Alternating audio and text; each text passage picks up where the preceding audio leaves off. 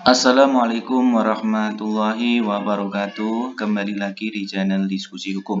Pada kesempatan ini akan dibahas tentang satu topik kajian, yaitu tentang bagaimana tata cara mengajukan gugatan perceraian atau menyusun surat gugatan perceraian sekaligus hak asuh anak.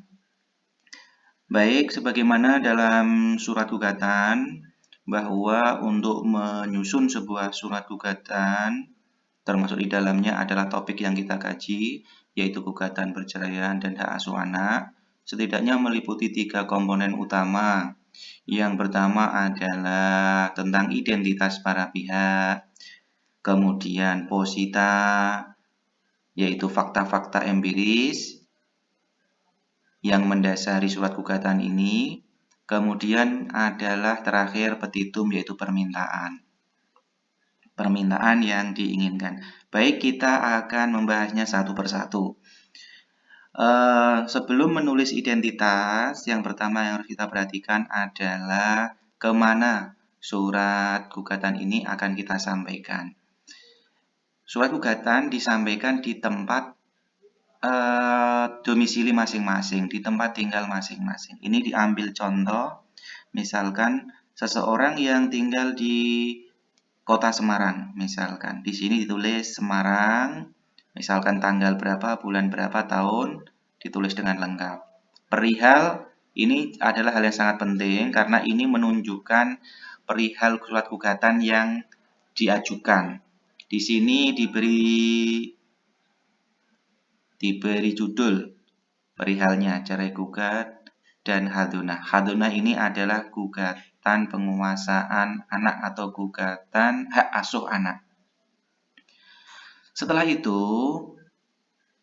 ditujukan kepada siapa gugatan tersebut, yaitu ini sekedar contoh ya, kepada yang terhormat Ketua Pengadilan Agama di Semarang. Jadi ini bagi yang bertempat tinggal di Semarang. Khusus yang beragama Islam ditujukan ke pengadilan agama, khusus yang beragama non-Islam ditujukan kepada pengadilan negeri. Ini tergantung tempat tinggalnya. Misalkan bertempat tinggal di Kabupaten Demak, ya, kepada Ketua Pengadilan Agama Demak di Demak. Misalkan bertempat tinggal di Jepara, kepada Ketua Pengadilan Agama Jepara di Jepara. Ini bagi yang beragama Islam. Yang beragama non-Islam berarti ditujukan kepada Ketua Pengadilan Negeri Jepara di Jepara. Ini sekedar contoh ya, di tempat tinggal kabupaten atau kota masing-masing. Kemudian dibuat kata pembuka adalah salam. Assalamualaikum warahmatullahi wabarakatuh. Ini bagi yang Islam, bagi yang lain disesuaikan salam sesuai dengan misalkan dengan hormat atau yang sebagainya. Kemudian di sini adalah identitas pihak-pihak, identitas pihak penggugat, identitas pihak tergugat. Contoh ini, misalkan Farida binti Sarmin, contoh umur tahun 50 tahun misalkan, atau umur 25 tahun, agama Islam, pendidikan, pekerjaan, tempat tinggal, dan seterusnya. Selanjutnya disebut penggugat.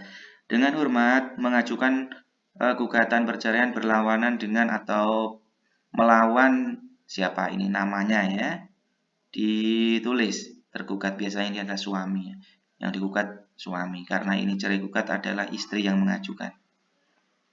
Suaminya misalkan Tono bin siapa, misalkan bin Farhan atau siapa, umurnya 30 tahun, agama Islam, pendidikan, dan selanjutnya disebut tergugat. Ini adalah identitas para pihak. Identitas penggugat biasanya istri, identitas tergugat biasanya suami. Ini cerai gugat ya. Baik. Kemudian adalah posita. Posita ini dari angka 1, 2, 3 sampai dengan yang terakhir ini nanti angka 7. disebut posita, yaitu kejadian-kejadian senyatanya yang dialami sehingga kenapa sampai mengajukan gugatan diceritakan dari awal. Posita pertama, misalkan diceritakan bahwa pada tanggal misalkan 15 Februari 2016 misalkan penggugat dan tergugat melangsungkan pernikahan yang dicatat oleh kantor urusan agama kecamatan misalkan Semarang, Kota Semarang dengan kutipan akta nikah nomor yang beragama Islam ya, biasanya kan nikah di kantor urusan agama. Yang non Islam disesuaikan misalkan di pegawai pencatatan sipil misalkan.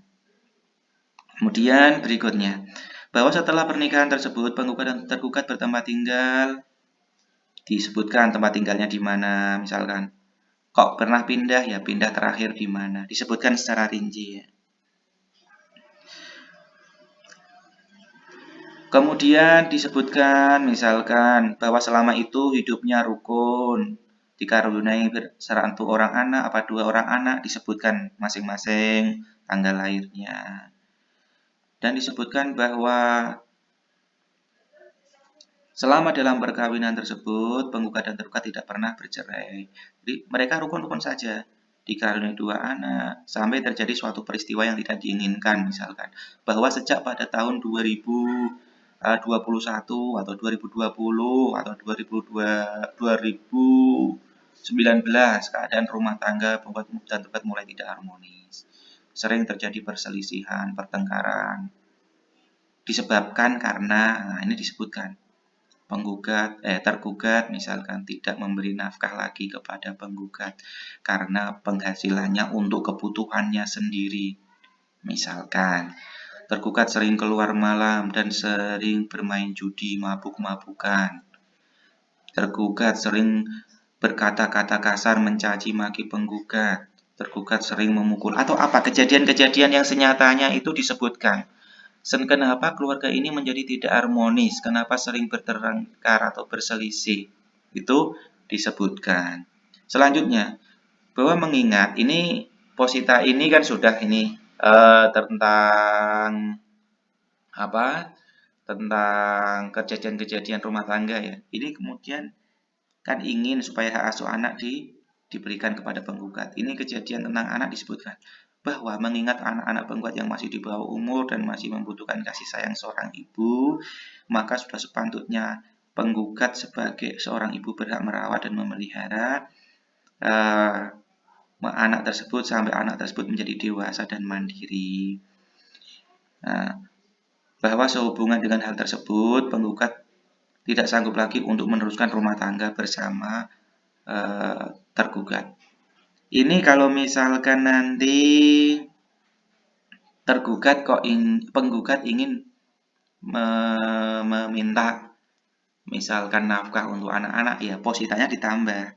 Misalkan bahwa penggugat bekerja sebagai pedagang atau petani dan penghasilan rata-ratanya itu 10 juta atau 5 juta atau 3 juta, itu dijelaskan supaya nanti majelis hakim yang memeriksa itu mengetahui, oh penggugat mempunyai kekuatan berapa untuk memberikan nafkah kepada anak. Begitu. Bahwa atas sikap dan perlakuan tergugat tersebut, penggugat sudah sangat menderita lahir dan batin. Nah, ini ya disebutkan masing-masing ya. Kalau misalkan sudah berpisah juga disebutkan. Dalam posita, pada intinya ya dalam posita itu menyebutkan secara rinci data-data itu. Jadi memberikan gambaran secara lengkap kepada majelis hakim yang akan memeriksanya nanti. Baik. Bahwa berdasarkan dalil-dalil di atas, penggugat mohon agar Ketua Pengadilan Agama Semarang, ini bagi yang bertempat tinggal di Semarang, segera memeriksa dan mengadili perkara ini, selanjutnya menjatuhkan putusan yang amarnya berbunyi sebagai berikut. Primer, ini yang utama ya. Mengabulkan gugatan penggugat, menjatuhkan talak 1 bain syukur tergugat pada penggugat, menetapkan anak penggugat yang bernama siapa, tempat tanggal lahirnya, dan hak hadonahnya diberikan kepada penggugat sebagai ibu kandung. Misalkan ini meminta nafkah tinggal menambah saja, misalkan nomor 4. Misalkan menghukum tergugat menghukum tergugat untuk membayar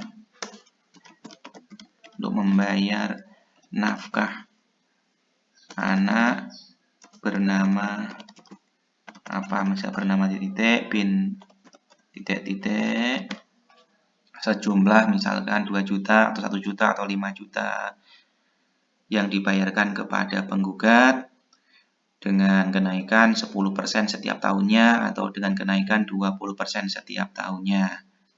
Demikian ya.